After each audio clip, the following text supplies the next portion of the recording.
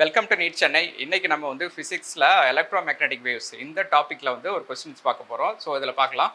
So இதை பார்த்தீங்கன்னா நமக்கு வந்து நம்ம பிக்சரில் பார்த்தீங்கன்னா ஒரு வேக்யூம் பிளேஸ் கொடுத்துருக்காங்க. அந்த வாக்யூம் பிளேஸில் வந்து எலக்ட்ரோமேக்னெட்டிக் வேவ்ஸ் வந்து ட்ராவல் ஆகுது. ஸோ அது ட்ராவல் ஆகிற டைரக்ஷன் பார்த்தீங்கன்னா இசட் டைரக்ஷன் அப்படின்னு சொல்லிட்டாங்க. ஸோ அந்த டைரக்ஷனை யூஸ் பண்ணி நம்ம ஒரு ப்ராப்ளம்ஸ் வந்து சால்வ் பண்ண போகிறோம்.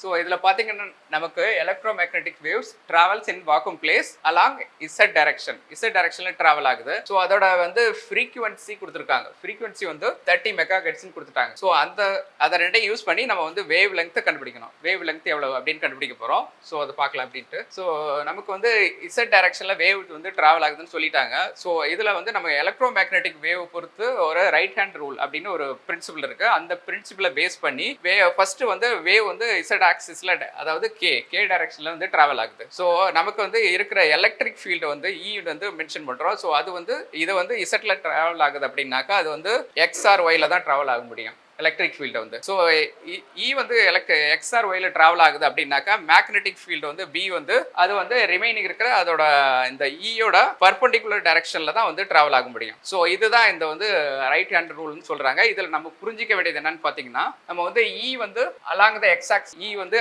எக்ஸ் ஆக்சிஸ்ல டிராவல் பண்ணுச்சுனாக்கா பி வந்து அதுக்கு ஆப்போசிட்ல ஒய் ஆக்சிஸ்ல தான் டிராவல் ஆகும். அதே மாதிரி வைஸ் வெர்சா, இ வந்து ஒய் ஆக்சிஸா இருந்துச்சுன்னா பி வந்து எக்ஸ் ஆக்சிஸ்ல டிராவல் ஆகும். ஸோ இதுதான் வந்து கன்க்ளூஷன் ரைட் ஹேண்ட் ரூலோடு அப்படிங்கிறது. ஸோ இதை நம்ம எப்படி மென்ஷன் பண்றோம் அப்படின்னு கேட்டிங்கன்னா, பர்பெண்டிகுலர் அப்படின்னு மென்ஷன் பண்றதா E perpendicular to B, B perpendicular to direction of propagation அப்படின்னு இதை மென்ஷன் பண்றோம். ஸோ இதுதான் நம்ம வந்து புரிஞ்சிக்க வேண்டியது. ஸோ இந்த பேசிஸ்ல தான் நம்ம வந்து இப்போ வந்து வேவ் லெங்த் கால்குலேட் பண்ண போறோம். ஸோ அந்த வேவ் லெங்த்துக்கு கண்டுபிடிக்கிறதுக்கு நமக்கு வந்து ஸ்பீட் ஆஃப் த லைட் வேணும். அப்போ வந்து எலக்ட்ரோமேக்னெட்டிக் வேவோட ஸ்பீடு என்னன்னு தெரியணும் இல்லையா? ஸோ அந்த வேல்யூ தான் வந்து actual speed of the light தான் இந்த எலக்ட்ரோமேக்னெட்டிக் வேவுக்கும் ஸ்பீட் ஆஃப் த லைட்டாக ஒர்க் ஆகுது. ஸோ அதோட வேல்யூ பார்த்தீங்கன்னா, ஸோ C = 3.0 × 10⁸. ஸோ இதுதான் வந்து speed of the light. Electromagnetic வேவுக்கும் அதே ஸ்பீடு தான். ஸோ அந்த வேல்யூ யூஸ் பண்ணிக்க போகிறோம்.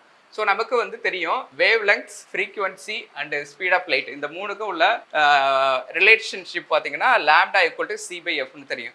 சி தான் வந்து speed of the light, F வந்து ஃப்ரீக்வன்சி. இந்த ரெண்டு வேல்யூ நமக்கு தெரியும். ஸோ அந்த வேல்யூஸை சப்ஸ்டியூட் பண்ணுறோம். லாம்டா = 3.0 × 10⁸ / 30 × 10⁶ போட்டோம். ஸோ இதை வந்து நம்ம சிம்பிளிஃபை பண்ணாக்க லாம்டா = 10 மீட்டர்னு கிடச்சிருச்சு. ஸோ வேவ் லெங்த் என்னன்னு கண்டுபிடிச்சாச்சு. ஸோ இப்போ நமக்கு வந்து ஃபைனல் வேல்யூ லாம்டா = 10 மீட்டர்ஸ் அப்படின்னு கண்டுபிடிச்சிட்டோம். ஸோ இதுதான் final value. This is the final answer. நாம் பார்த்தீங்கன்னா NEET crash course and NEET repeaters course conduct பண்ணிட்டு இருக்கோம்.